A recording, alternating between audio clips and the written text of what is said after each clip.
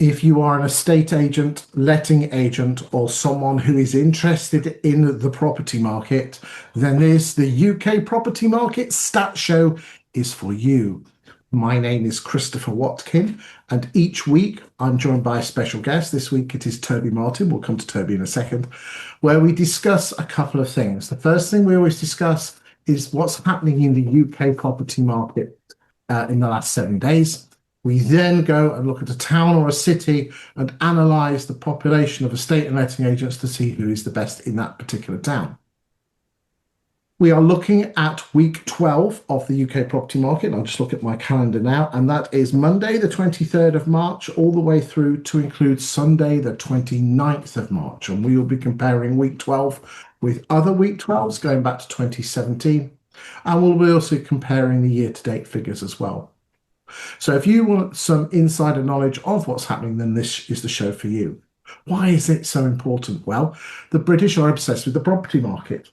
And those on the show know regularly, I always say this, that whenever the Land Registry quote data, they're looking at sales that took place 8, 9, 10 months ago. Whenever the Land Registry, as I said, we've done the Land Registry, well, whenever the Halifax or Nationwide publish data, they're looking at sales that took place 2 or 3 months ago. As I said, we're looking at last week. So if you want the inside track of the property market, this show is for you. The show itself, as I said, lasts approximately 1 hour. The first half an hour is on the UK property market. And then the second one is a separate town or city. And this week we are going to Portsmouth, and we will be analysing the agents in Portsmouth and seeing how well they all perform. This week I'm joined by Toby Martin. Toby Martin is very well known in the industry as someone who helps agents with their marketing, in particular their video. Toby is exceptional when it comes to his own marketing, but I wouldn't judge how well he does it compared to how well you think you're going to do, because you should never compare your chapter 1 against someone's chapter 20. Toby will guide and support you and mentor you on your journey to get involved with video. And as I've just come off a webinar myself to hundreds of estate agents, Lee Wainwright basically said, who is, as I said, former national boss of one of the biggest estate agent chains in the UK, I said, what about floor plans and photographs? He said, that's a given, everyone has those. But property video tours and property insights on video are where it's at. That is how you can get a unique selling point. And do you want to play second fiddle? No, you don't. You want to be the only agent that's doing it. And with Toby's help, he is your man. Thanks for joining me today, Toby. Oh, what a pleasure. Thank you for those kind words. Always love finding out what juicy stats we're going to be feeding these estate agents, and what better way to communicate those stats to your clients than via the medium of video. There you go. The power of video, ladies and gentlemen, is there's only 3 ways you can communicate with a human being. One is visual, one is audio, and the other one is the written word. Well, everyone's writing stuff down. You can hear things, but visual is face-to-face and video. How do you get over that fear? Well, again, Toby can help you and guide you and support you. And as I said, do you want to be the agent playing catch up, or do you want to be the leading agent? The choice is yours. But anyway, without further ado, let us go and have a look at those national property market stats.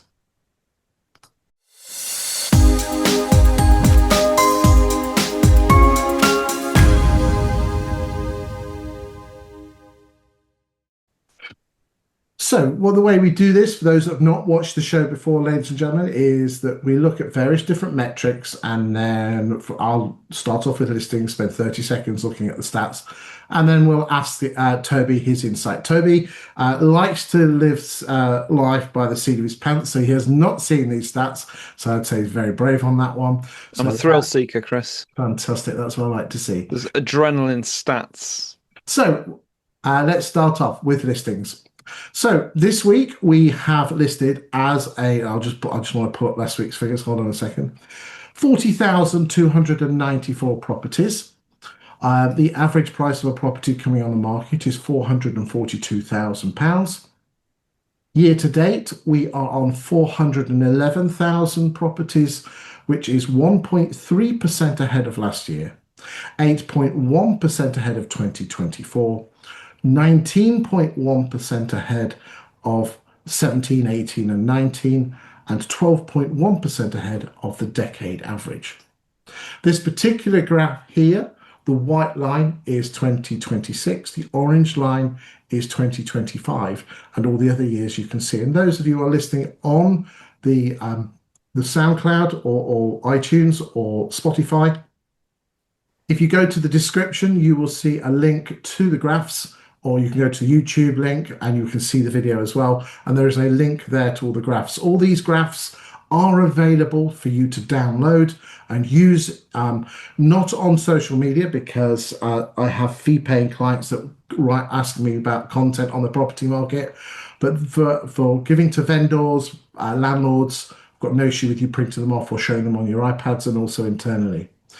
The white line, as I said, shows you what's happening to listings and comparing it with other years. And the first thing I would say to here, Toby, is, isn't it amazing that we are almost matching 2024 within, you could put a cigarette paper between them, the shape, the up and the down bit. It's amazing, isn't it? It's almost a carbon copy, and it paints really quite a rosy picture, doesn't it? It's the those figures that you just put up on the screen are all up there with the averages and with recent years gone by. So it paints a strong picture of the current market, to be honest. And it's interesting because I wonder if you chatted to your local home buyer or seller, if they would feel that confident about the local market, as confident as these stats kind of suggest that you should be, because we do fret an awful lot about the market. And when you're looking to buy or sell, you know, all the talk of interest rates and what's going to happen to the market, this paints a very stable picture. So I wonder just how well all the estate agents watching this are communicating this picture to their clients and letting them know that they don't really need to fret quite so much about the local market, because we're dealing with a very stable and constant market, it would appear. Well, this is the stuff that's coming in terms of the properties that are on the market. What we've got to be aware of is what's coming out the other end, which Yeah. is obviously exchanges or withdrawals. Um, might be an appropriate moment to go and have a look at stock levels now. So let's bring up stock levels now, and we do this on a monthly basis. So go from the end. This is the evening of the 28th of February going into the 1st of March, which I appreciate. We are at the end. We're filming this at the end of March, so new figures will be, all being well, available on the next show. But we went in at 682,000 properties. And what will happen, if you can just see behind the numbers on this graph, that the cyclical nature of the stock on properties in the market is always the same, is that level will rise to somewhere in the order of around 750,000 by the end of the spring, early summer. And then it will slowly drop off. So it goes up and down, very, very cyclical. In terms of the number of properties that are coming off the market, we're looking at here, exchanges are obviously good because we're getting paid, and more importantly, our homeowners are moving. But the levels of withdrawals, again, as you can see here, is that they will slowly rise. Look how, again, the cyclical nature of the UK property market. Withdrawals are always, this is the yellow line here, withdrawals are always low in December. They rise, and slowly rise and rise and rise up until we have a drop down in September, and then they rise again to drop back down again for Christmas. And look, it happens there, it happened there, it even happened there during. Okay, so we had something must have happened in 2020, 21. I'm sure something, of course, it happened. But the cyclical nature of the market is that that withdrawals are low, always low in December, and rise in a steady fashion with a couple of blips, but always the same. So what you would be asking yourself is look at your CRM and judge what does that match with what you're seeing in your market. What I must stress to you is that you will see greater withdrawals in London than you will outside London, okay? Because again, let's just remind ourselves that London agents only sell, this scares me to death, 36% of the homes they list. When I say sell, exchange and complete, which again is absolutely appalling. Absolutely appalling. Anything else on listings before we move it over to Well, commercial? only just to you talk about those regular peaks, and just to point out that right now we are just about to start climbing to the summit of this cycle. So you talk about looking into your CRMs, and now is the time to start investing all of your people power into calling those people who are thinking of selling, to chasing up those lukewarm leads, because we're about to start climbing We certainly the are. biggest peak of the year. Indeed. And that's what, this is what comes down to systems. Yeah. But again, a lot of agents don't like picking up second-hand properties because their very nature that they're second-hand. They're either really rubbish at nurturing. Because remember, if a homeowner goes to agent A, B, and C, and they go on with agent B because they're overvalued, when they come back to put the house back onto the market for the second agent, they don't go to agent B or C. They end up going to someone fresh at D Yeah. Yeah. because we're not making it easy to come back. Give us a call when you ain't sold. They're not. You're never going to hear from them again because No. they don't want to look silly. Yeah, you're absolutely right. And the value of being the second choice agent should not be underestimated. And the work that you put in after the valuation, like little things I always say to people, regardless of whether you win the valuation or not, still send a handwritten thank you card, still do all your follow-ups, still keep sending them valuable information about the market, still send them the stats that you've learned from webinars like these. Stay in contact, make it, like you say, make it easy for them to pick up the phone to you again. Because, well, what was that stat you just gave, Chris? Sorry, in London, was it 30 what percent? 36 end up selling. 36%. So yeah, an extraordinary quantity of homeowners will be looking to re-instruct an agent. Again, you could always download these videos and these graphs and send them to you. This is, probably the highlight ones. Probably I would probably send them stuff like there's three of these national weekly listings, and there's one for sale, net gross sales, and one for net sales. Another great tip for you is why don't you send them via WhatsApp properties like houses that they're selling, and just say, look, I've just seen this. This is like yours. This is your competition. And a great one is why don't you send them properties like the one they want to buy? And the top advice for you there is set two right move alerts and set the right move alert in the name of whoever the lost vendor is, and whether it's what they're selling or what they're buying. So it says Mrs. Smith was selling a three-bedroom semi. That's what the name of the right move alert is. So you know damn well you copy the URL, paste it to Mrs. Miggins and say, Mrs. Miggins, I know you're selling a three-bed semi. I've just seen this and thought of you. It's important to keep an eye on what's happening in the market if it's one they want to buy. Mrs. Smith, I know you're looking for a four-bed detached house on Compton Acres. I thought of you on this one. Bang, send. One more thing on that, Chris, because I mean, we talked at the outset about the power of video, and I think the single most effective video that any agent can make once a month is, and you won't say it, so I will, to pay Chris for his data and stuff it into your market update video once a month.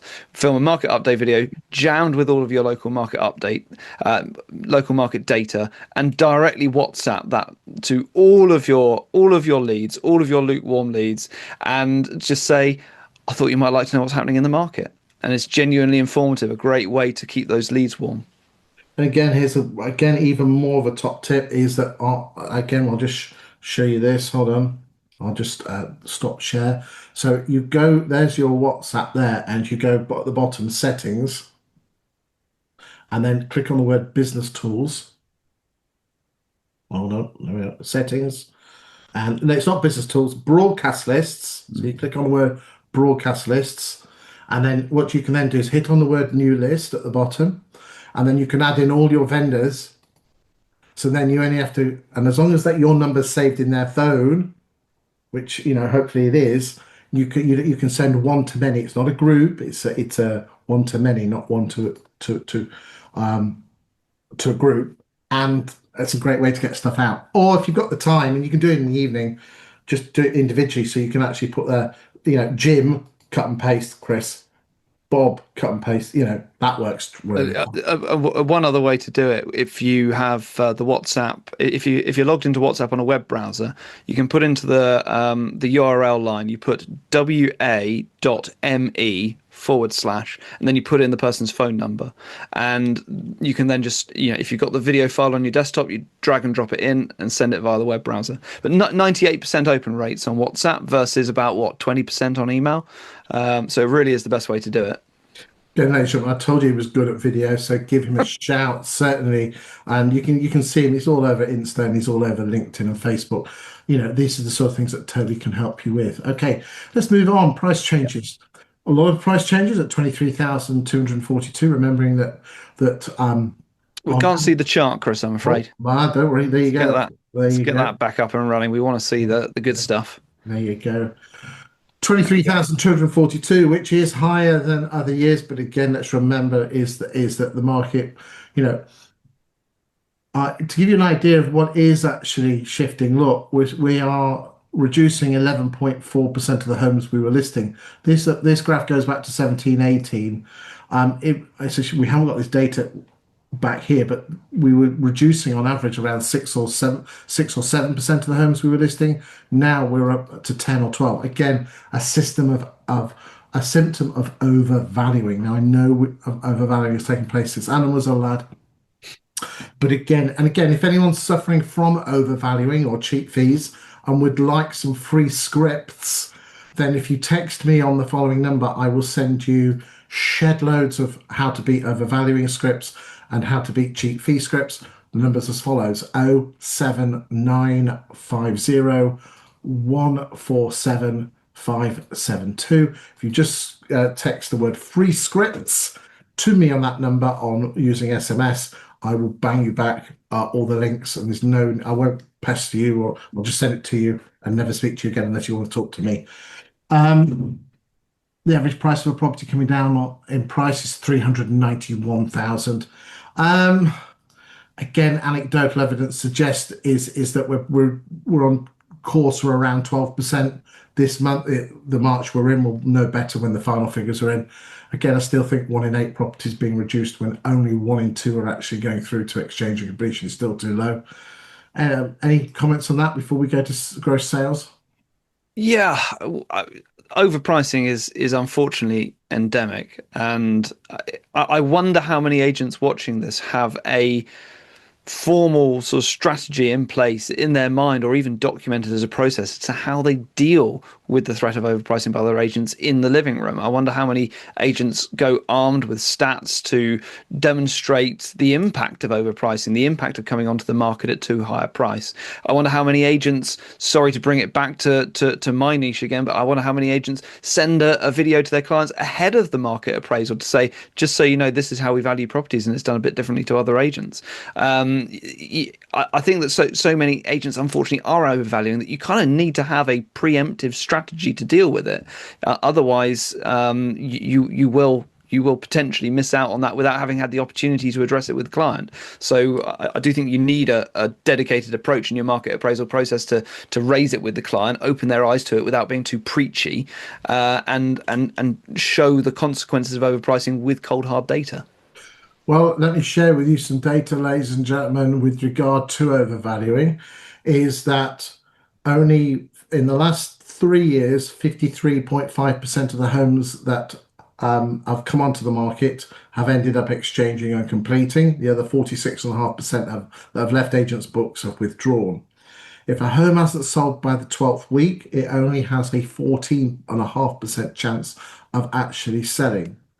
If a home has a sale agreed on it within 25 days of it coming on the market, i.e. it's realistically priced, it has a 19 out of 20 chance, 94%, of reaching exchange and completion, where the homeowner moves and you get paid.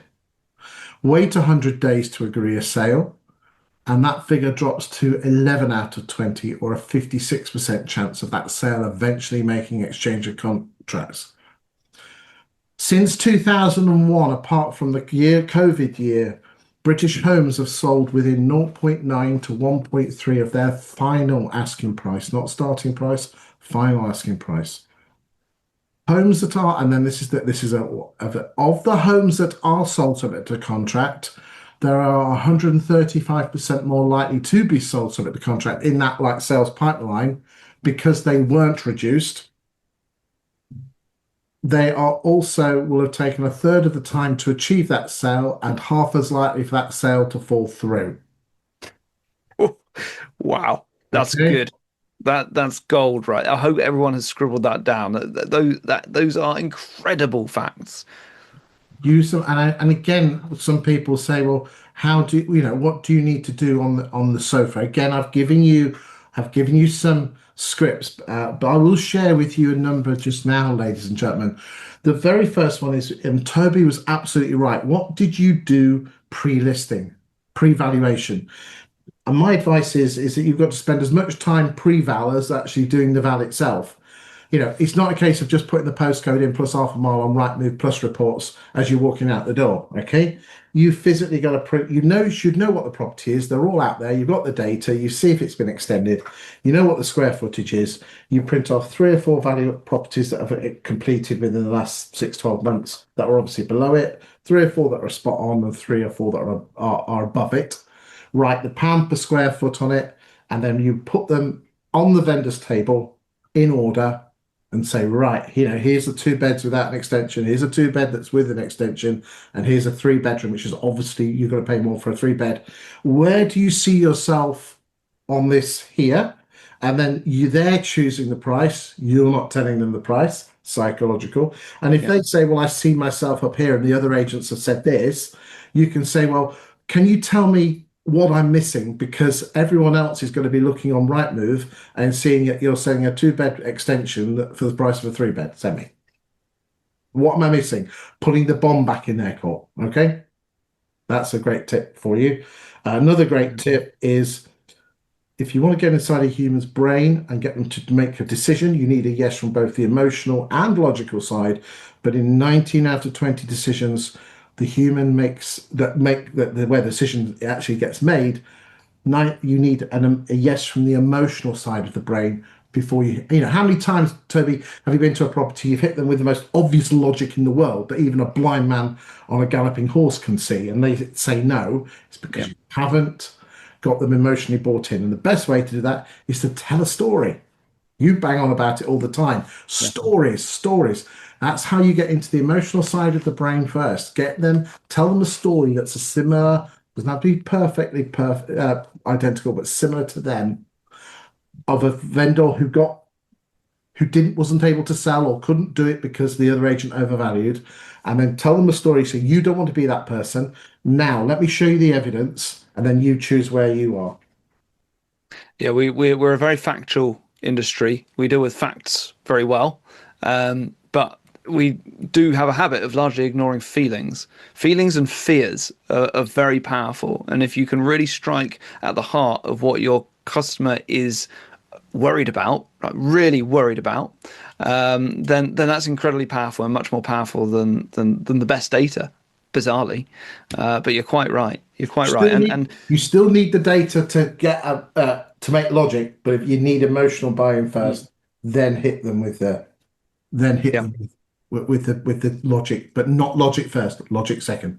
Anyway, let's get back to the Grapharunas, and we go with sales. And again, we are in the 4th week of a certain unfortunate conflict in the Middle East, and it appears here that the property market doesn't seem to be affected by this yet, touch wood, okay? We've sold 26,342 properties, which again, if you compare that with last year, we are a couple of thousand below. So, hey, Doomongers, good for you. That's a good one for you.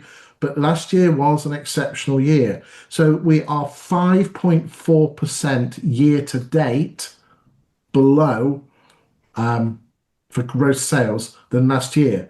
But we are 7% ahead of 2024. That is, you know, look how close we are to 22, which was a cracking market. Interest yeah. rates haven't kicked in yet because of inflation. That was later down the line. Look how far we're ahead of 23. It demonstrates the resilience of our market at the moment. And again, I talk about people's fears. And quite often people's fears are unjustified. But I would say, I mean, you mentioned the global conflict at the moment. Yeah, have we seen the interest rates mortgage rates, have we sort of seen the worst of it yet? I'd say people, that's still in people's minds, and I hesitate to present this as an opportunity because it comes out of a terrible situation. However, agents who are not addressing those fears, who are not talking about what is happening to, the consequences and what's happening to mortgage rates, again, you're missing out on an opportunity to inform, to educate your clients, to increase your status by being a guide, by being someone who presents them with value.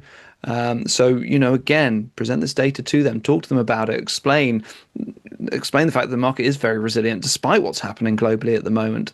Give them as much information as possible, and you will build trust as a result. Indeed, and again, just for information, ladies and gentlemen, we are.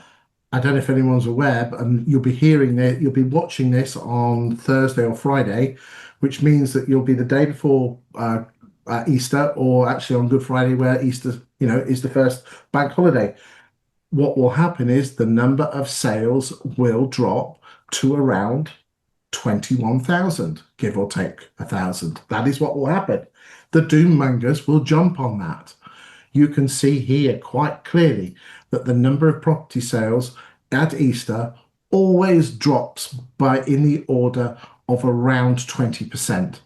And it will drop again with two other drops with the two spring bank holidays.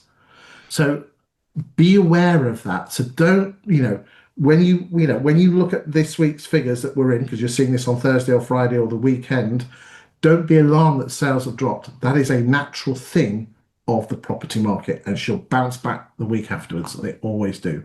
Just like the Easter story, it will rise again. There you go. Average value of a property sale agreed is 363. We will look at that in comparison with the listing price in a second. Resi sell-through rate. What percentage of your available properties did you sell? We always do this month in arrears, and that was 15.4% in February. We should have the up-to-date figures for next week's figures when that comes out for the week afterwards. Okay. The average price of a property, as I said, coming on the market is 442,000, and the average value of a property selling this week is 363,900. We'll call that 364. That doesn't mean the average 442,000 pound property is being reduced by 80,000. Lower price 442 is the average of everything coming on the market. Remembering that only 65% of properties go sale agreed, sort of contracts. We know that nets down to 53 on exchange, and because lower price properties have higher propensities to sell, what that means is that the average is dragged down. What we do need to look at here really is the gap between the two, and 21.5 is where the stat is, which is actually in line with this time of year. Isn't it interesting? The cyclical nature of the property market, that the gap is always low at Christmas. And then that gap, so the average price of a property selling, and this is the headline price before it went sale agreed, and we know because we saw earlier in the show on average 0.9 to 1.3 less. So as we go throughout the spring and the summer, the average price goes up. That doesn't mean house prices go up. That just means that the average price, the posher properties as you go later in the year tend to sell more than the lower end more at the start of the year. And you can see that does rise. And then what happens here is that in the June, that drops off. Why does that happen? London is very, very influential on this red line.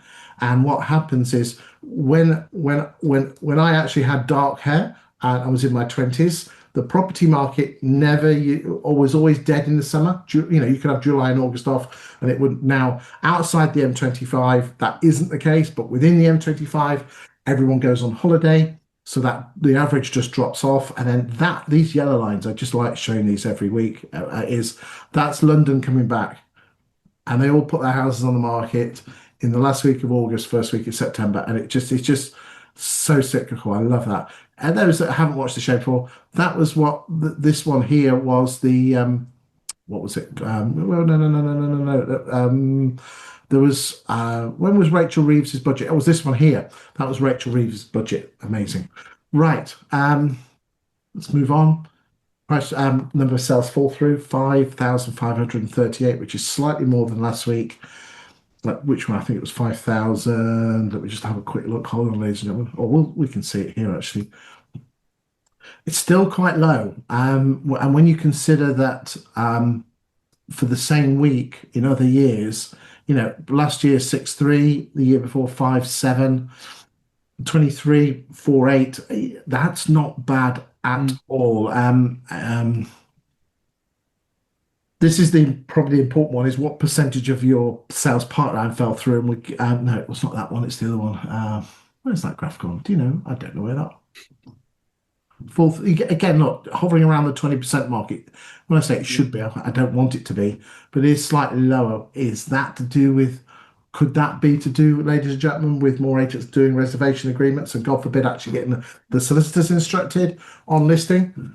The two big, though, that they're your winners.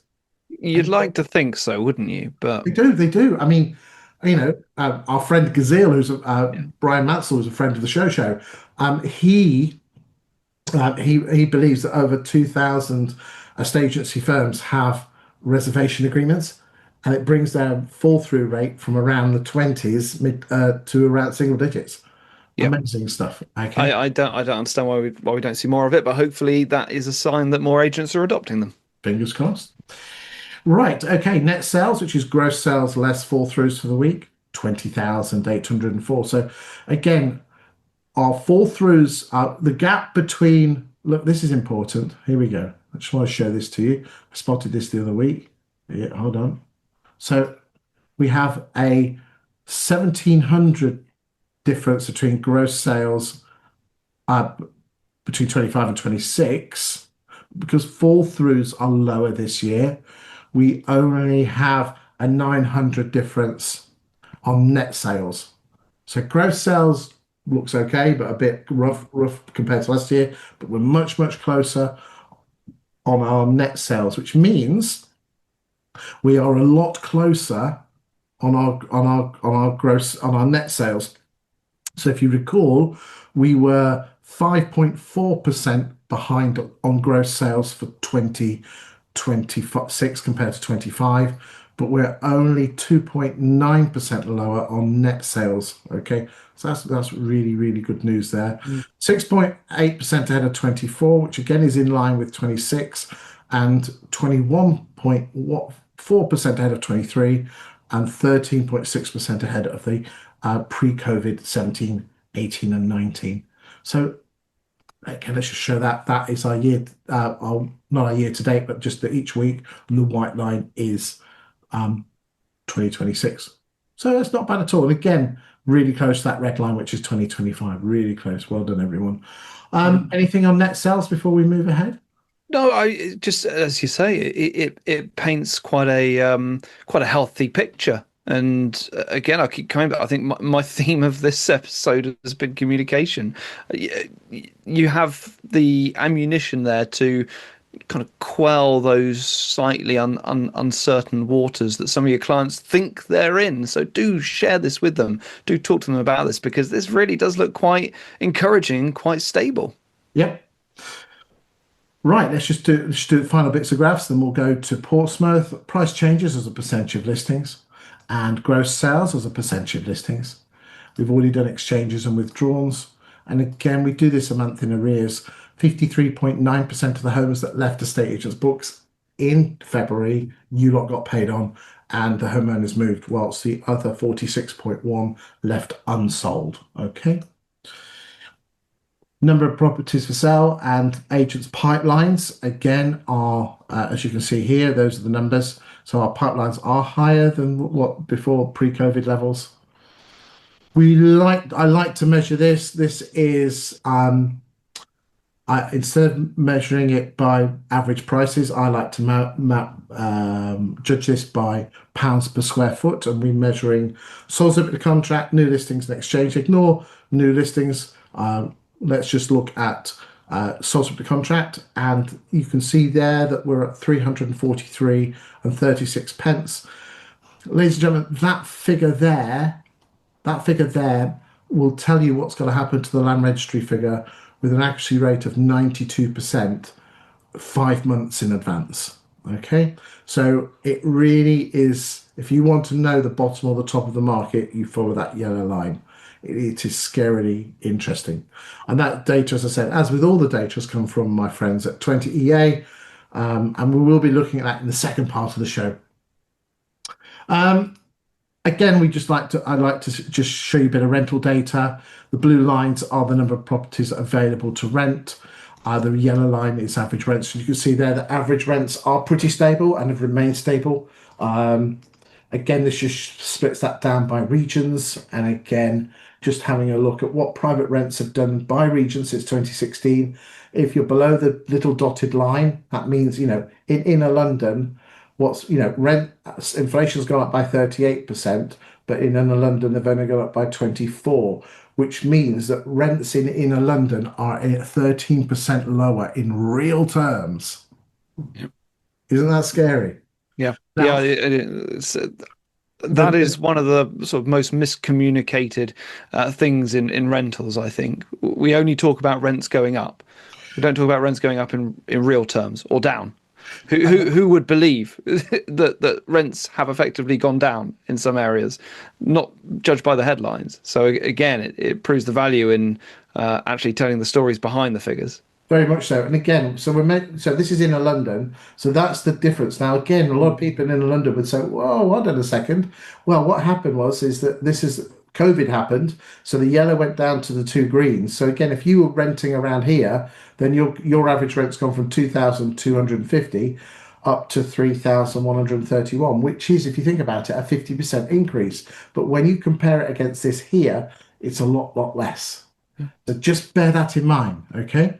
So again, graphs that you can use. If you want to use this, again, feel free, not on social media, but you can use it internally and with your landlords if you're sending stuff out or by WhatsApp.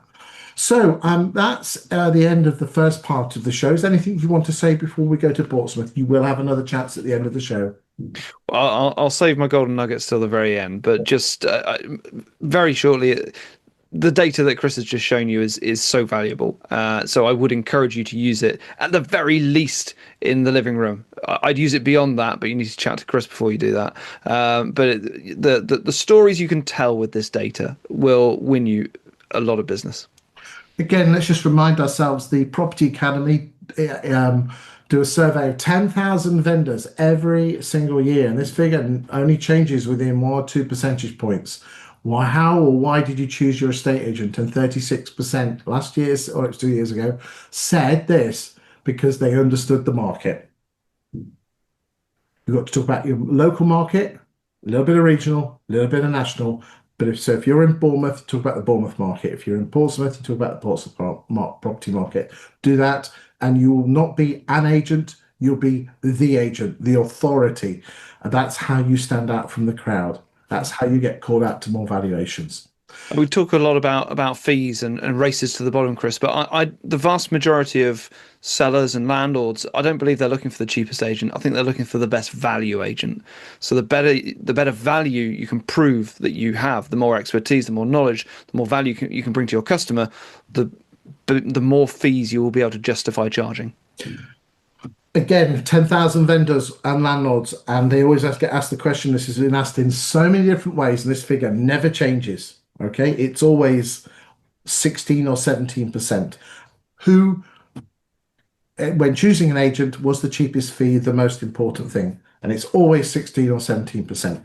If we wanted the cheapest, none of us would drive around in Audis, we'd drive around in Skodas. If no one wanted, or Dacias, if someone wanted, no one would shop at Waitrose or Marks and Spencer's, they'd shop at Aldi or Lidl, which are great supermarkets, by the way. But I'm just saying, your perception of fee or the problem with fee is in your head, not with the vendors. But it is your job to prove that worth. And if you're not proving it, then the only thing they can judge you on is your fee. Starts with you, ends with you. Nothing more, nothing less. So, ladies and gentlemen, that's the end of the first part of the show. What we'll do now is we'll go to Portsmouth. Here we go.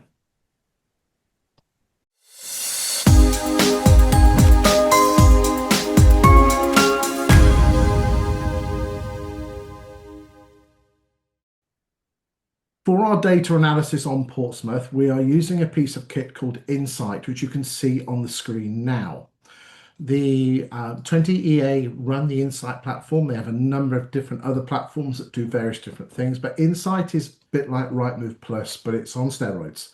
The insight it gives you, pardon the pun, is truly amazing. Not only does it help you see where you are in the market, but it can help you beat your competition with data that is truly amazing, that will prove that your competitors are overvaluing and what that means for the vendor, how the price that are being achieved, and everything in between. It is absolutely amazing. This piece of kit is available to all agents. There is a free version, I believe, that which only gives you 3 months worth of data for your location, but it gives you an ability to play with it. Then there is a one for where I think it's up to 10 postcode districts. Again, I'm not on commission. I should be, but I'm not on commission, and the cost of that is the equivalent of probably a decent takeaway with a couple of bottles of wine for 4 people a month. So it's nothing silly and nothing stupid. And if you use the analysis not only to judge yourself but use it in your marketing, it is truly amazing. There is also a version which allows you to look at regional stats, and then there is also a version which is the national one, which I have. And the only difference between all this is the extent of the geography. They all go back the same way, apart from in terms of time, 5 years, 5 years plus the year we're in.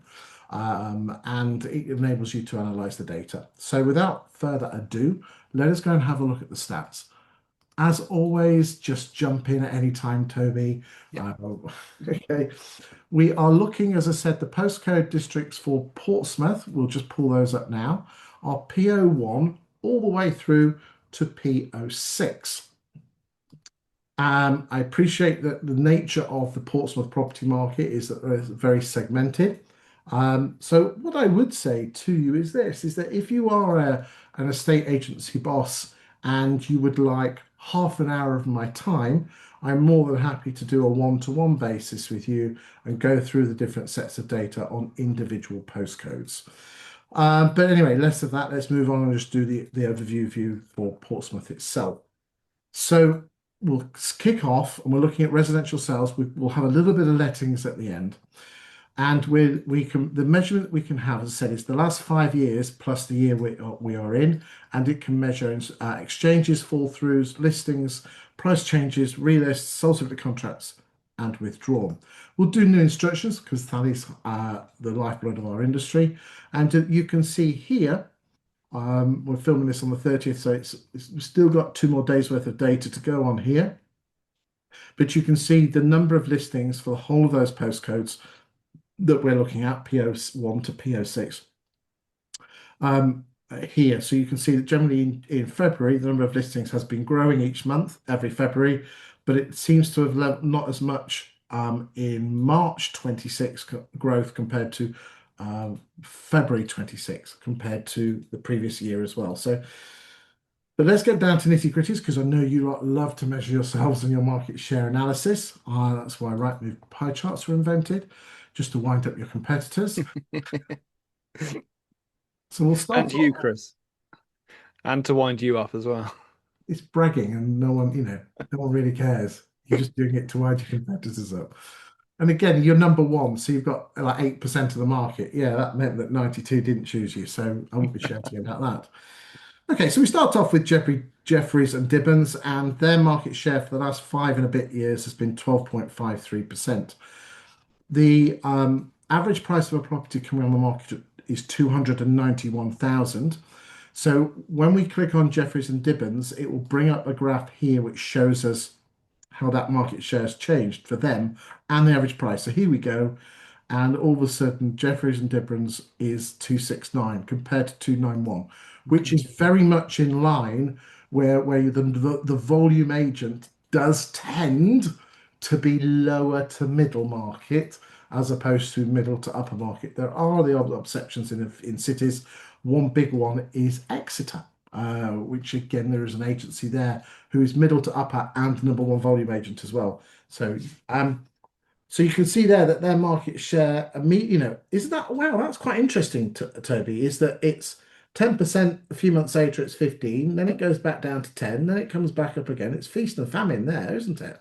It is. It's very almost seasonal. I presume that's a big. I was going to say that's a big COVID dip, but that's after COVID, isn't it? Which is all after COVID.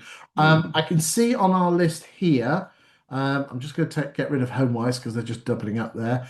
I suspect that is what you Ah. normally happen. That one there is in December, and what we tend to find in December is that the Connell sequence agents do really Mm. well in December because of their Boxing Day promotions. So I would suspect that I wonder if Jeffries and Dibbons have done something about that with regard to their marketing. Let's just have a quick look. Okay, well we'll be able to see that in a second. But generally, somewhere between 10 or 15%. It looks like that they've had a slight drifting off since the start of 24, where I would say in 24 they were probably averaging around 12 or 13%, and since the back end of last year, probably near 11 or 12. Again, not huge amounts, but still a general trend downwards. We've got some stats that we'll look at that in a bit more detail in a second. Okay, Yeah, and I wonder if we'll find another agent who's maybe on the slight incline after 2024, let's have a eating up their look. market share, such as. Bernards or Yeah, Bernards. So again, is that December? must Yeah. be. So again, but let's not get too worried here because whilst the agents who are in the Connell Secrets group, they all have really good Decembers. It's big percentages of small numbers. So Yeah. always take it with a slight pinch of salt. Um, it looks to me that the general trend since late 22 has been in an upward direction, ranging from around 6.5, 7% to now knocking on the door of around 9. So it looks like Bernards are doing well. So that's Yeah. really good. Average price 295 compared to 291. So that is in line. Let's go down to Lawson Rose. So nice and steady. Again, quite spiky again. Yeah.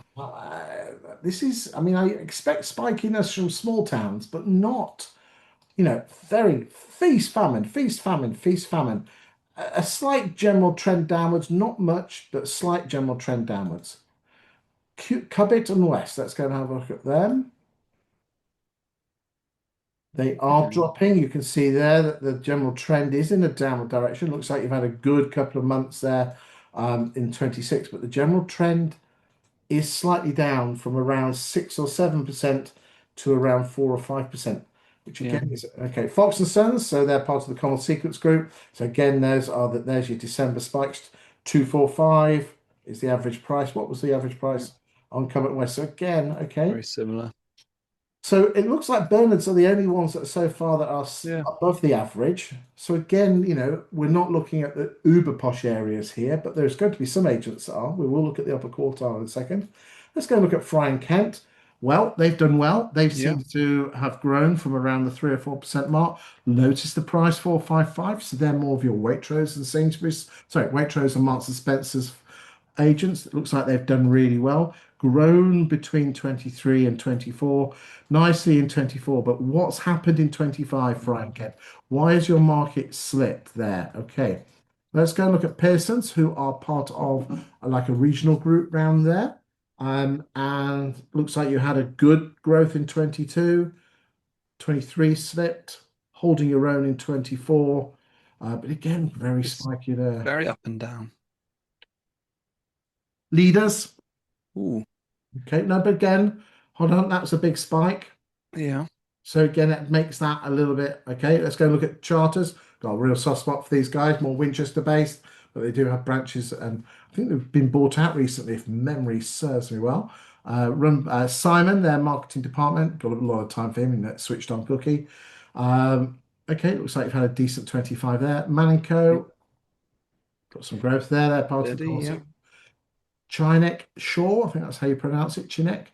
Um, Nice and steady. It looks Yeah. like we had a sort poor old start to 26, 282.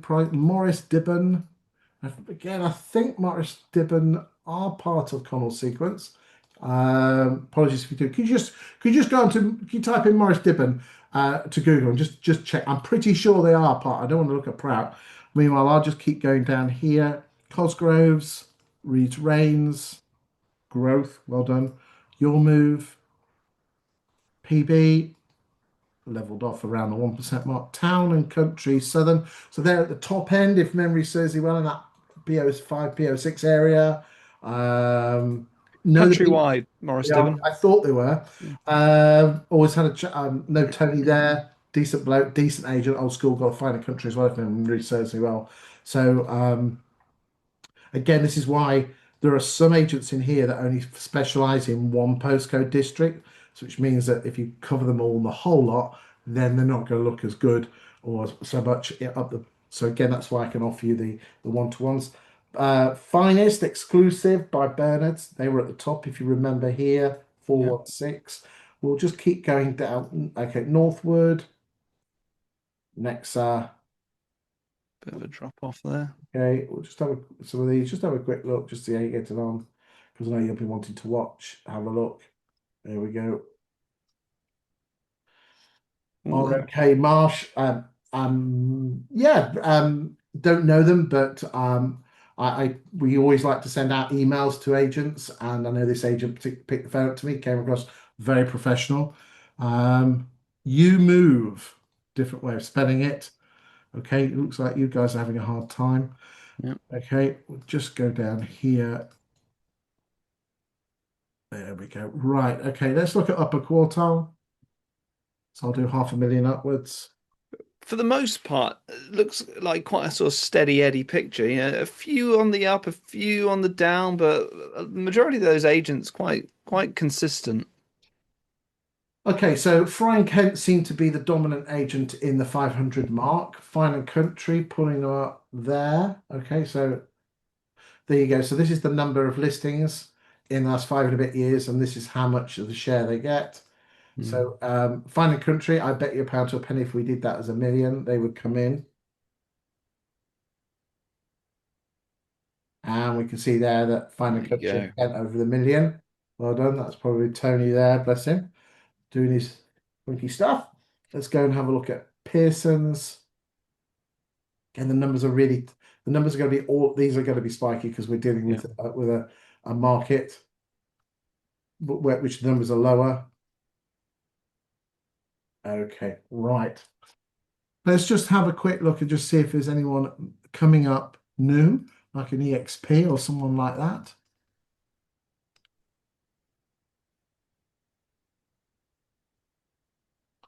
So have we got anyone coming up? Yeah, there's no, interesting. There's no See EXP. any? I was racking my brains to think of an agent in that area, and I can't. So there's no, there you go. Well, I saw the agency UK there. TA UK, There you yeah. go, in 56th. Yeah, okay. All right. Maybe Let's a bit of an opportunity in that area for mm, an excellent personal agent. Is that what they indeed. call themselves now? Oh, this week they called them personal agents. Yes, yes, yes, yes. And a big fan of the self-employed model, but again, Absolutely. just for information purposes, we've not included new builds here, ladies and gentlemen, because it just muddies the water. Right then, let's move on to what I consider the most important graph here. And we're looking at the last 2 years, so between the 30th of March 24 and the 29th of March this year. And I want you to totally ignore new instructions, new instruction market share, and sold subject to contract. This is where the magic happens. You see, if you add up exchanged and withdrawn on each line, it adds up to 100%. Okay, and that is because, ladies and gentlemen, a property will only leave an agent's book if she exchanges or withdraws. In the last 2 years, of all the properties that have left agents' books, 55.3% of them have exchanged and completed, which means that only 55.3% of properties that come onto the market in Portsmouth end up selling, homeowner moving, and you getting paid, whilst 44.7% end up withdrawing off the market unsold. So if you're above 55.3, you're better than the average Portsmouth agent. And if you're below, then obviously you're below average. What we'll do now is we'll go down that list and ascertain who's moving and who's shaking. So we start off with Jeffries and Dibbons, and they're at 66.84, which I've got to say, and you've been on the show a number of times, is normally being number one in a town is at the detriment of a lowish figure. But that's really good, isn't it? Yeah, and we saw from the first charts that that they've had a high quantity of properties pass through their books. So that's a pretty impressive figure. So therefore, if we divide 66.84 by 55.3, that figure there, by that figure there, then Jeffrey Dibbins could say in their marketing that you have a 20.8% greater chance or a 1 in 5 greater chance of selling and moving with us compared to the average Portsmouth agent. That is a powerful message. That's good, isn't it? Yeah, there's very little arguing with that. Now, you've got to be very careful with the way that you portray that. If you put that out and don't put the right caveats, your backside is going to be sued from here to heaven. Okay. So, therefore, be aware of that. If anyone wants to pick up the phone, because again, ladies and gentlemen, we've already told us at the start of the show what Toby does for a living. My job is I'm a property market journalist and statistician, and I use property data to make you the authority of your local market by talking about local. You're at a party and someone finds out you're an agent. It was actually the same question, don't they? How's the market? That's the market. And we will actually have a look at the top agents in Portsmouth to see that if they are talking about the market or they're falling into the trap that most agents do with their marketing. So let's look at, well, there's some amazing numbers there. Lawson Fry, 71.5 divided by 55.3. Lawson Rose can say you have a 29.3% greater chance of moving home. It gets a lot more interesting when you compare it against your competition. Yeah. So if I was Lawson Rose, and I'm just going to pick, I don't know, let's pick Leaders. I've got massive fan for Leaders Romans, LRG Group, not picking you in any way. I'm just using you as an example. So here we go. So if I was Lawson Rose, I could put 71.51 into my calculator, and then I divide it by 39.06. And now all of a sudden, Lawson Rose could say, if they were up against Leaders, that I have an 83% greater chance of moving home with us. And here's the proof. Wow. Wow. I mean, in your marketing, great. The valuation, just as amazing. I mean, having that up your sleeve is. There's another Sarah Oliver property as well in Sarah 14. Oliver property needs to be mentioned at 76. Yeah. That is really, really good. Finest by Bernard's at 67. That is again really good. What was Bernard's at 63? That's really interesting that their posh brand sells more than their normal chimney pots brand. Normally it's the other way around. So whoever's in charge of posh finest at Bernard's, well done. There's some good numbers there. Northwood at 66. Chinek Shore 64. You can see that, there's numbers there that do need improvement. And what is particularly interesting isn't it interesting that those who are not necessarily owned by large chains have higher percentages compared to the ones that have a branch network? And I must stress to you, I'm not in any way, shape, or form criticizing you, but everybody here knows on that page who are independently owned and who are corporate. And it's, you can see it that the independents have a greater exchange ratio. That's not to say those who are in corporate, you can't match those figures. I often see lots and lots of chains of agents who are beating the independents. The question is, do you have your systems in place to enable you to get them through? I think what we need to have a look at is look at the overvaluing stats to see if there's any issues there and the prices that are being achieved as well, because we've got the overvalue and to see what's happening there. What I would just say is let's just have a quick look. So this is new instructions. So it says this year and last year. This year is March 25, March 26. Last year, March 24, March 25. So the running last year and the running year before that. So we can see here that Mans have increased by 10%. Lawson Rose have increased by 5.4% for listings. But Fry and Kent, you've slipped. Pearson's have slipped. Jeffries and Dibbons have slipped.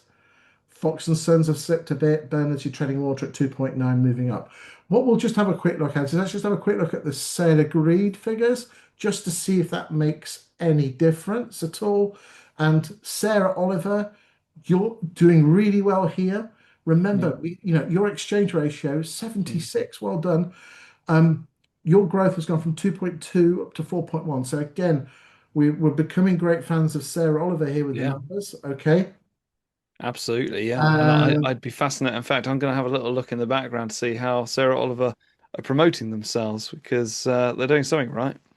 we might be able to have a look at their Facebook page in a second. You can see here that Fry and Kent have seen their market share for sales drop by 25%, Chinex Shaw 17, Charters 11, Fox and Sons 10. So you can see the data here and how important it is to judge. Let's just look at fall through rates. The average is 25. Is there any numbers here that are high or low? 18, who's that? Fox and Sons. So you have a lower fall through rate. So massive well done for Fox and Sons. That's good. They're all in the 20s there, nothing really shat. Who's at 29? Charters, slightly high there, but not end of the world.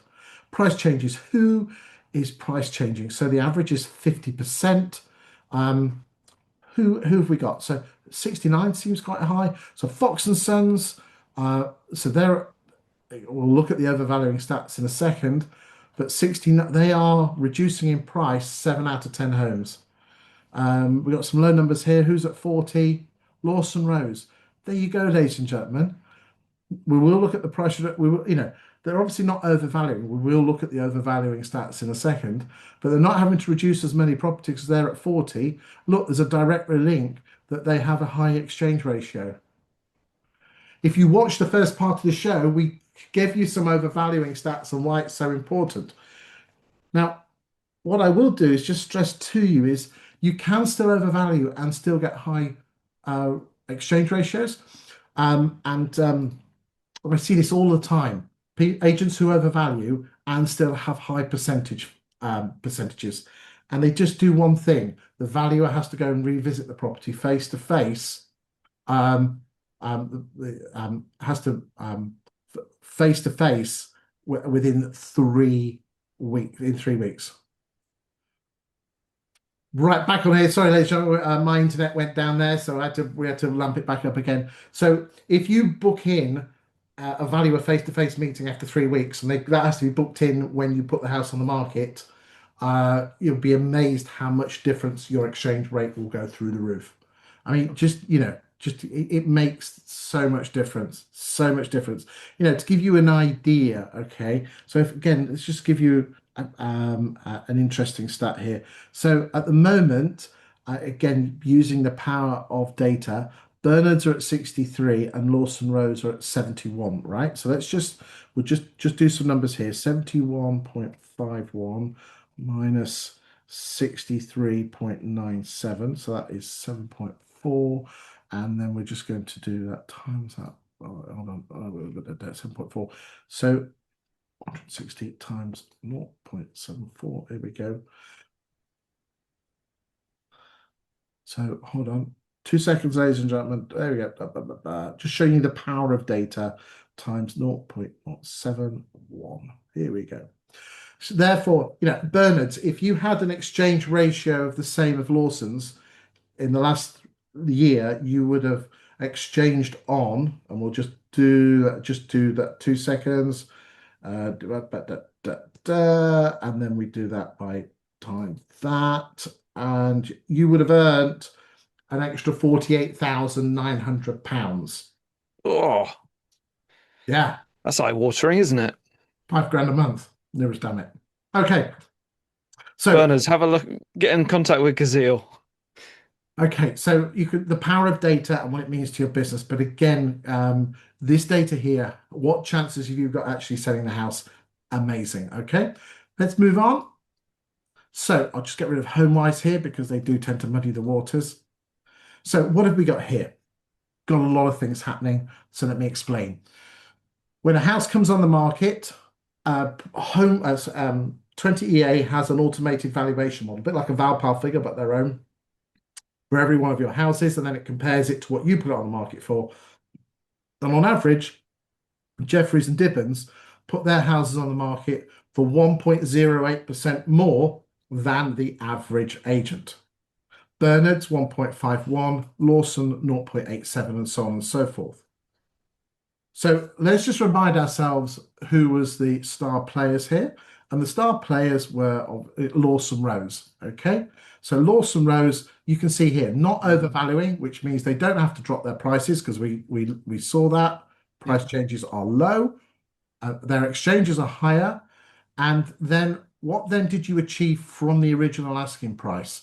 So on average, Lawson Rose achieved on average 3.52% less than the average than the original asking price.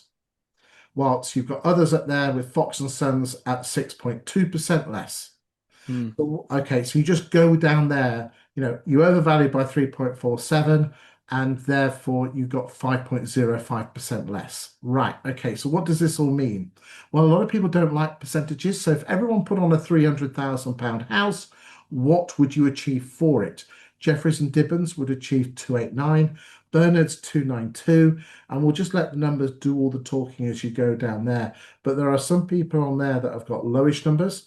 So, on average, Bernard's achieved £2,130 more for an average 300 grand house in Portsmouth compared to an average Portsmouth estate agent. Cubberton West achieved £7,824 more than the average Portsmouth estate agent. So, if you are quibbling over £1,000 of fees, Cubberton West can say, yeah, but I'll get you 7 grand more. Mr. Vendor, who's the cheapest agent? The one with the lowest fee or the one that leaves you 6 grand in your pocket at the end of the conversation, at the end of the exchange? Because that's what that is there.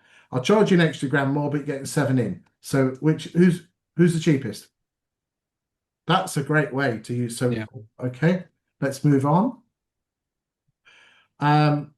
Look, our friend Sarah Oliver. Where was Sarah Oliver in that one? Okay, so look, Sarah Oliver gets you 5 grand more than the average Portsmouth agent. So we're liking Sarah Oliver here, and we are liking Lawson's as well. So again, look, they don't overvalue and they get more for their properties. Well done. Sarah Oliver here, she's taking, what's she taking? 41 days to achieve a sale. That's new instruction to sale agreed. The average agent is 75 days. The average agent to get a sale agreed to completion, 117 days. While Sarah Oliver, let's just have a look, 115 days. So that works in average.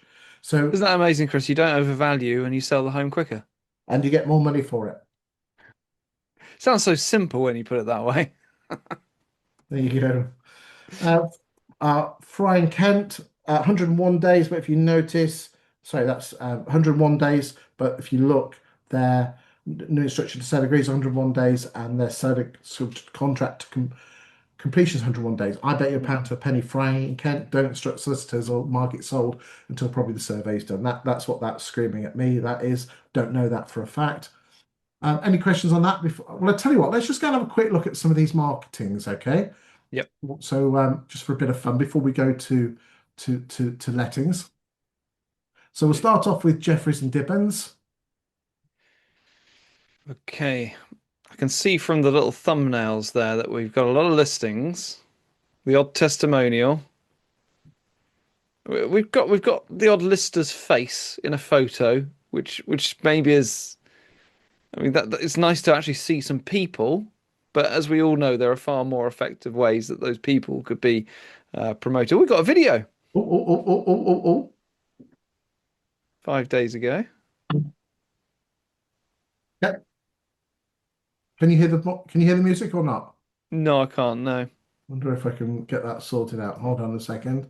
Let's just sort that out. Share computer sound. Here we go.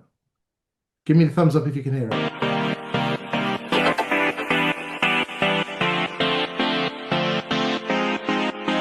I'm glad that I can hear it as well. Yeah, I'm at a rave.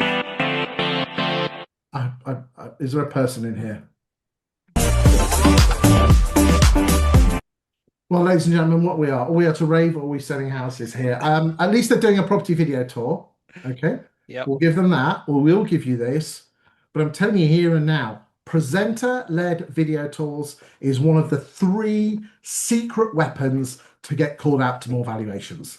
Okay, because it's the Watkins three. Okay, you know, how did you feel when you logged on to Rightmove? Yes, you put three on, you lost the one because it was overvalued and they were unmotivated. But what about the 24 you weren't called out to? That grinds your gears. And I'm telling you now, ladies and gentlemen, the three answers to being called out to more valuations. One is presenter-led video tours. Wouldn't you Are agree? you going to give us the other two? We'll give you the other two in a minute. Let's see if anyone else is doing it. Okay. Oh, What have we video. got here? We've got a fancy one. I had to turn your Right, screens on their so side for this one. right, so you know what's happened there. They've probably auto fed it through from Insta or back the other way. Yeah, and Right. I'll tell you what else we got here. We got that was a more expensive home, so I think they've outsourced the video tour there to probably a local videographer or something. Very different to the other video tour we saw. So I reckon they probably go right if it's 500,000 plus, then we outsource it. If you're going to do that, and let's be honest, I'm a big fan of landscape videos. They are naturally, all your TVs are like that, your computer screens are like that. Then physically upload it separately on Facebook and don't just auto feed it through from Insta. Lazy marketing. I'm sorry, Yep, lazy marketing. yep. Okay. Listing.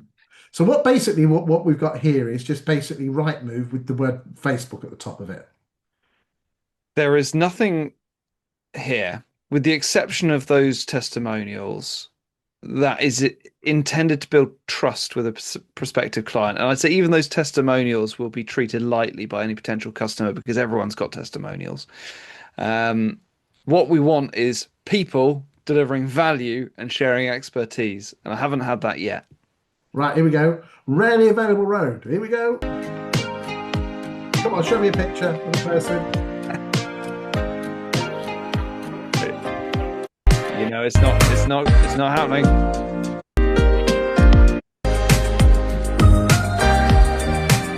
Okay, so we've got the lift music.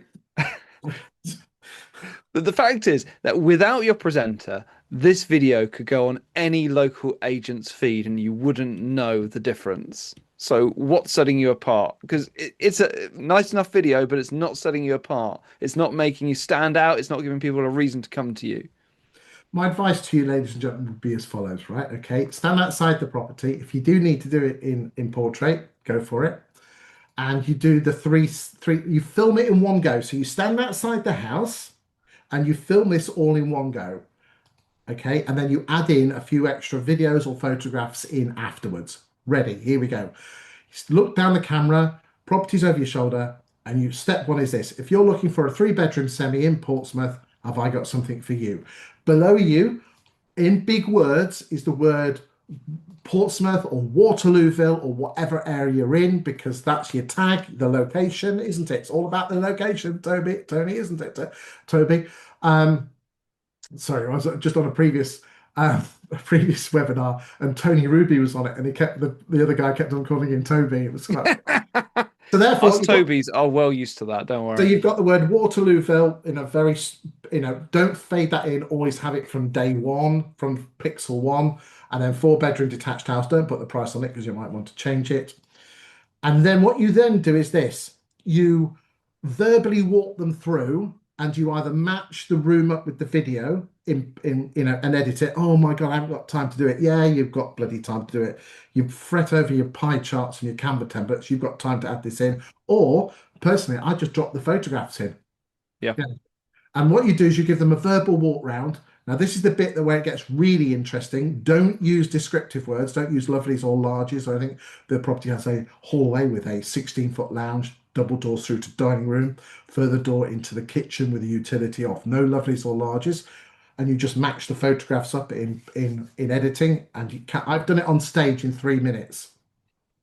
I had the photographs on my laptop. I did the video, I downloaded it on, which took about 30 seconds, another 30 seconds to upload it. I had my photographs tagged up and I dragged the photographs in, tweaked them up, and within 3 minutes, I'd done the video. So anyone that uses the excuse, I haven't got time, I call BS. Yeah. Yeah, you can do it very easily. And you know, there's lots of different ways to skin a cat. And I've got a couple of different ways that I do it, but the main DNA is the same, which is at the start of the video, you get your face on the camera, you establish yourself as the agent of choice. And one other little tip, if you do it a slightly different way and you film the intro as a separate clip, then when you're doing that, film 5 different ones. Do this is coming soon. We are delighted to launch. We've just accepted an offer. We've just exchanged on this. We've just completed on this. And then you got 5 pieces of content from one bit of filming. Cracking there, cracking ideas. I just need to finish my bit off before we move on. In the third section, once you've done the verbal walk round, you then say the reasons why you love it. Not try and sell it to them. Say, I love this home because, and you just wax lyrical. And what will happen is more people will call you out because you're an agent expressing love on the property. Right, let's carry on. Listing. Great music. Okay, so this is a really quick lift music. Listing. All set, agreed. Okay. Okay. Okay, so we've had 2 agents and we're yet to see anyone.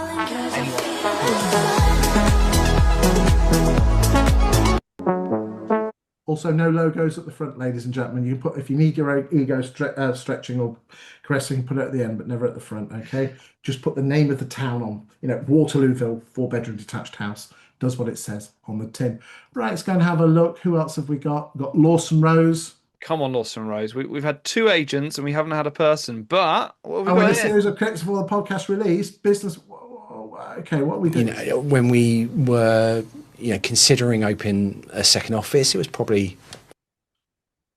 So what are you doing there? Okay, that's interesting. Are you talking about yourself? Again, no one gives a monkeys about your story. I'm making, make this story make people care. Then they'll care about your story. Okay. But let's have a quick. 5-6 years into it. And we just didn't want to, and for that. Okay, let's have a look. Can I give you a quick shit sandwich there, Chris? So it's good quality. It's someone on camera talking and they've got production values, but you're absolutely right. It's about them. Make it about the customer. Be customer centric. We moved into the also, market. It was 3 minutes long. Bit lengthy for my liking, but they're on camera. You're doing the right thing. Good news is you can do it even better. You see, therefore, again, if people watch me when I do my social media, that's just some random bloke. So you could put some text here. This is how I do it with my social media. I'll just quickly show you. Look, here we go. It does what it says on the tin. Failing that, top tip is your first frame should have a bit of text with the title of the video, which should be something that reels in their interest, like the top 3 things you need to do before you list your home or something like that. So that it's there in the preview. Get the word Portsmouth everywhere. Frank Kent, here we go. I've been living for the backyard sunrise. He loves their bangers on the South Coast.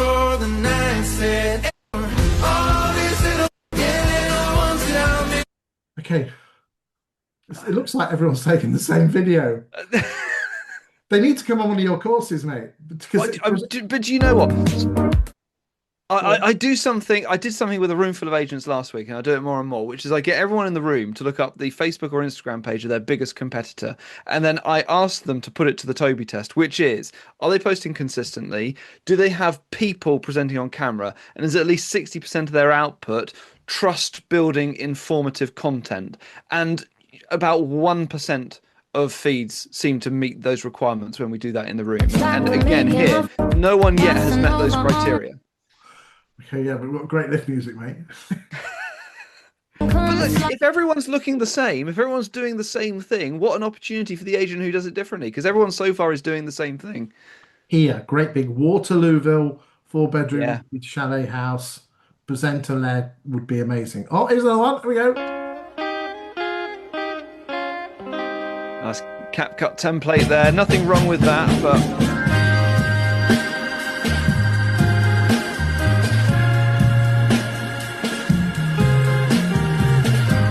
Okay, we're selling houses, not grand design. And Okay. they've obviously gone for these little kind of 20-second snippets, and there's a place for that, So look, but there. it's not a strategy on its own. Okay, that there, twice the size. Probably put a bit of a back shadow behind it if you want the flowery stuff. That font there is too flowery. Okay, The problem with this, Chris, is this is a preset template in CapCut. So this has been done for speed and convenience without changing any of the settings. So I get it. That's convenient and it's efficient, but it's also not completely doing the job. What are we selling here? A chair? Our love is alive. Are we selling bedroom furniture? Yeah. Yeah. So, who is that video for? Because, I mean, maybe it will elicit a bit of interest in the property. It's not going to make a potential client call you. What is it about? You know, remember what we said, start one. If you're looking for a 3-bedroom detached house in Waterlooville, or have I got something for you? Then describe it, and then I love it because. Does what it says on the tin. The one thing that I try to get agents think differently about their virtual tours is that their virtual tours are not to sell their home. It's to try and generate interest from new clients. You are so right.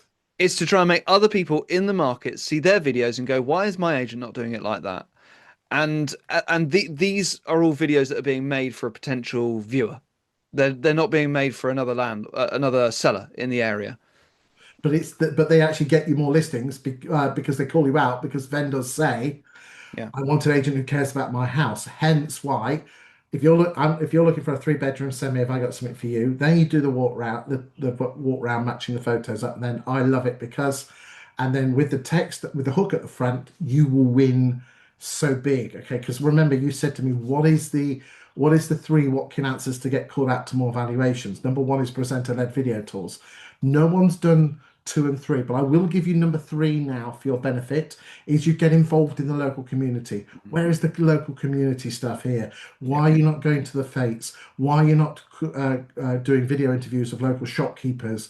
Why are you not doing stuff like interviewing Street guides, new businesses, the 30 most spotlights, expensive streets, charities, local causes. get involved. Yeah. Right. Okay. So we've done. We've just got one more. I think Pearson's. So this is their chain. Let's have a look. Listing. Nice birds. Auction. Listing. Oh wow. Listing. This is the estate agency Facebook feed. I want to bottle this and put it in a museum as the typical estate agency Facebook feed. And I know that sounds a little bit critical. I guess I am being a bit critical, but this is what everyone's doing. This is what 90% of the agents out there do. This isn't social media. This is not you doing social. Putting your listings out there does not get you more listings. Okay, if they were looking for a 3-bedroom cottage next to a certain thing or mum, that's different. But listings do not get listings. If that is your technique, no, you need to become the voice of the industry, the voice of not an agent, the authority. And this is where none of you are doing it. Let me go to an agent that's doing this very well, actually. We'll go to JDG Gallagher in Lancaster. Okay, so let's go and have a look and see what we can find here. Okay, now is this the one? There we go. Yeah, okay. There we go. So we've got some listings. Yeah. Okay. Talking about the market data. Yeah. Here's Michelle. Hi, it's Cassie from JD Gallagher Estate Cassie. Agents, and I'm here with this week's Coming Soon board. Firstly, in Freehold, we've got. That's good. Okay. Excellent. So we're getting a bit of social proof with sold. You can put your listings on here. Here we go. Welcome to Norton Road in Heysham, a well-located and low-maintenance investment opportunity in a practical coastal setting. This part of Heysham sits close to Morecambe and offers. I'd have probably just done a headshot there as opposed to the legs, but I think his name is Josh, or I know his name is Josh. At least you're adding more. They got people on camera. Yeah, they've got people. If you've got people on camera, you're doing more than 90% of agents are doing. Okay, so we're just talking about the market. Here we go. If you're Out and looking for a about. 3-bedroom home in Lancaster, the area makes a big difference. When I first moved here from the south of England, about 250 miles, I quickly realised a 3-bedroom home can look very different depending on the neighbourhood. In Abram. So this is another, so let's just go and have a look at another one that you should be copying. So we'll go to Cavendish in Chester. Let's go and have a look at those guys, ladies and gentlemen. So again, we're putting all this. Look, there we go. The percentage of income first-time buyers spend on their mortgages. Excellent. That's a good graphic, isn't it? Yeah. You're demonstrating expertise. Look how much we know about our market. There you go. There's a UK market. Yeah. We're not just agents, we're experts. Average value of a bungalow for regions. 1 in 9. I know they're pretty one- hot on their video stuff as well. Here we go. 1 in 9.4 Chester homeowners are cutting their asking price. With an article. Let's have a look. So they're talking about the market. Yeah. Yeah, 83 of the 925 properties each month in Chester during 2022 reduced their asking price, an overall reduction rate of 8.8. Look, there's graphs and everything. This is the difference between claiming and demonstrating. Any old agent can say we are local experts, but that doesn't prove it to your potential customers. This is demonstrating that you're local experts. It's irrefutable. the percentage of houses that are detached with a chart. This is a map of Chester. Yeah. How Britain lives. That's a good use of AI. Yeah, I love that. Yeah. Meet This the is team, good. faces This on is- camera, this- videos. This is exceptional stuff, ladies and gentlemen. And again, I picked this out because I spotted it a while back. This is good stuff. You put your listings in, but you put your other stuff in. Be the voice of be the voice of the market. Join local Facebook groups and start commenting on other stuff. Get involved with the community. You'll win so big. Right, okay, we're nearing the end of the show, so let's go and have a look at lettings and open rent. Wow, okay. So they've grown from around 10% to now 1 in 5. What that means, and again, interestingly, nationally, in the last 3 years, 51.2% of the homes that left agents' books. Start again. Of the properties that came on the market with open rent in the last 3 years, 51.2% of them were previously on the market with a high street agent. That's your biggest problem in agency. Yeah, everyone was running around like headless chickens when Purple Bricks had 5% of the market. Open rent have 20. And everything that we've just been showing you, that Chris has just been talking about on those agency feeds, applies almost doubly to lettings, because you have such rich material to work with at the moment. You have a load of terrified landlords who are uncertain about what the future of lettings looks like.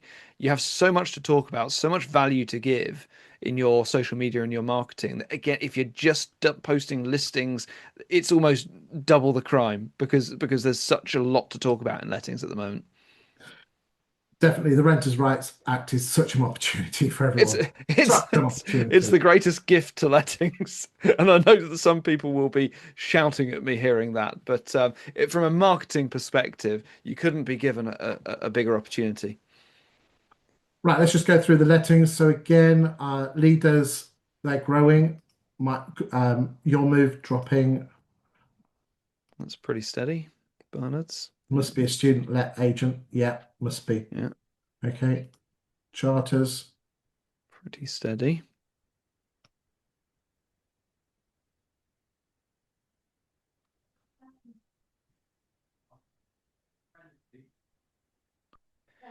Again, pretty steady. A few on the decline, which is probably to be expected slightly at the minute with that flow of direction to open rent. But There you go. Okay. So there's not so much data on the lettings, unfortunately, but again, you've got an idea that basically the number of rental properties that are coming up for new instruction has a direct relationship to the size of your portfolio. So if your numbers are dropping, that means your portfolio has been dropping, and you can measure it over 5 years. So I hope you found that of interest. Right, okay, so we're nearly at the end of the show now. So final thoughts from you. We talked a lot about client communication during this, which crosses paths with the world of marketing. The more you communicate, the more value you deliver to your customers, the more you solve their problems, offer them guidance, talk about the market, address their uncertainties, deal with what they're worried about, the more trust you will build, and the easier you'll find those conversations in the living room. So use this data that Chris is giving you, help it to fight overpricing, overvaluing. And the more you put it into your marketing, into your market updates, the more trust you will build before you even meet your clients face to face. Thank you for your time today, Toby. It's been exceptional. Pleasure. Anyone from Portsmouth who would like to find out how to talk about property data and how to get that information across, then please do give me a call. That is my daytime job. If you would like more insight with regard to creating more presenter-led video tours, then Toby is your man. He's truly exceptional.